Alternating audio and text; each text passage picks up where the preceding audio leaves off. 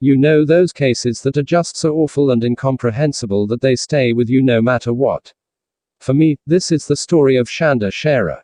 This is upsetting for me to make about, and it will also be upsetting to view about. So please proceed with caution, if you'd rather skip over it. Shanda Renee Sharer was born June 6, 1979 in Pineville, Kentucky. Her parents, Stephen Sharer and Jacqueline Vaught, got divorced when Shanda was a child. Shanda was best friends with her mom, and close with her father and stepmother, Sharon. Shanda was the kind of girl you wanted to be friends with. She was bubbly, outgoing, and a lot of fun. At school, she was a cheerleader and played volleyball. She was smart and got good grades. In June 1991, around Shanda's 12th birthday, she and her mom moved to New Albany, Indiana, so that Shanda would see her dad more often. New beginnings, September 1991. Shanda started at Hazelwood Middle School in New Albany. Early on in the school year, she got into a fight with 14-year-old Amanda Heverin.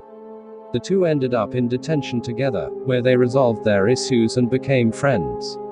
Jackie, Shanda's mother, was unsettled by the friendship. Since it began, Shanda's grades were slipping and she was getting into trouble. The friendship soon developed into more, and the two girls began exchanging love letters. In October, they attended a school dance where they encountered Amanda's ex-girlfriend, 16-year-old Melinda Lovelace. The sight of Shanda and Amanda together made Melinda furious. At the dance, Melinda tried to fight Shanda, but Amanda stopped her. In the weeks following, Melinda threatened Shanda in public and began to write letters to Amanda saying she wanted Shanda dead. On discovering Amanda's letters to Shanda, many of which were of a sexually explicit nature, Jackie and Stephen decided to have Shanda transferred to a different school. By the end of November, Shanda enrolled in Our Lady of Perpetual Help Catholic School. Shanda and Amanda had not broken up when Shanda transferred schools. Amanda continued to write letters to Shanda and call her at home. Shanda, however, was distracted with her new school and not as responsive as Amanda would have liked.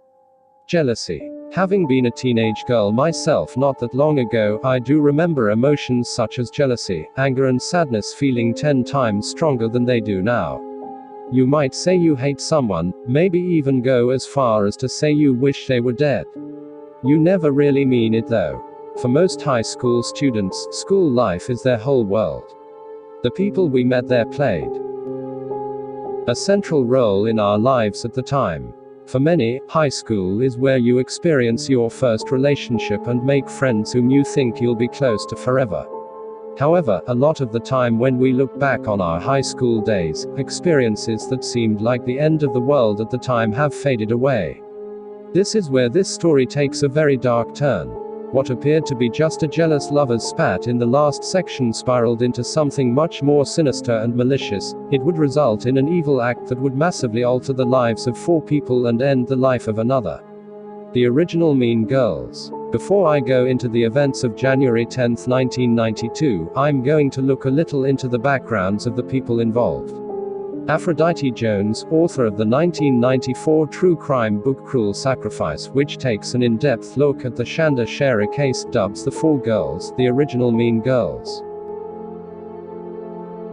Melinda was originally from New Albany, in. Her father, Larry Lovelace, was a Vietnam veteran who had trouble holding down work. Any money he did earn went towards motorcycles and guns. He was violent, verbally abusive, a drunk and a pervert. Larry and Melinda's mother Marjorie had an open relationship, or rather, Larry would let his friends borrow Marjorie for sex. The two would regularly engage in orgies with men and women Larry picked up in bars. Larry violently raped Marjorie while the 3 daughters were in the home, able to hear everything. He once beat Marjorie so badly that she was hospitalized. The abuse drove Marjorie to attempt suicide multiple times. Larry also likely subjected his daughters to sexual abuse, but the extent of this is unclear. There are reports that he molested his daughters and nieces when they were children. Melinda shared a bed with him up until she was 14. Marjorie and Larry divorced when Melinda was 14. Larry moved to Florida and after that had very little contact with the family. Melinda struggled with depression and would regularly get into fights, both of which were largely caused by her difficult home life. This affected her schoolwork and resulted in her having to repeat a year of school. Melinda was open about her lesbian orientation, which was rare for small-town Indiana in the early 1990s. Lori was from Madison, about 50 miles from New Albany. She came from a strict fundamentalist Christian household, mainly driven by her mother. Her father worked in a factory. Lori's parents were both abusive and child services visited the home several times. Lori was fascinated by paranormal activity and vampirism. Early in 1991, at the age of 16, Lori began to self-harm, which landed her in hospital several times. She was admitted to a psychiatric ward and diagnosed with borderline personality disorder. In September 1991, Lori dropped out of high school. While living in Louisville in October, Lori met Melinda and they became friends. By the end of the year, Lori was spending most of her time with Melinda in New Albany and Louisville and rarely went home to Madison.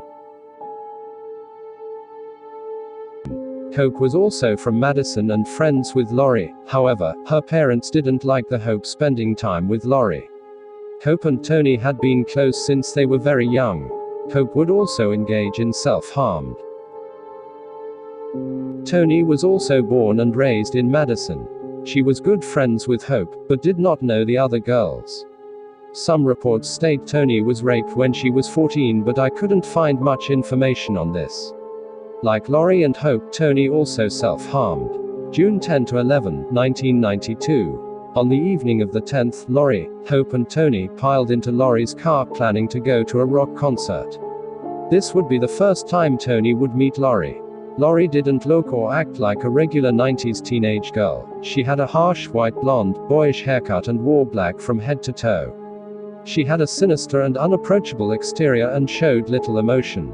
Tony got unsettling vibes from Lori right away. Lori asked Hope, "Did you tell her yet?" To which Hope replied, "Tell her what? We're going to kill a girl tonight." Quote.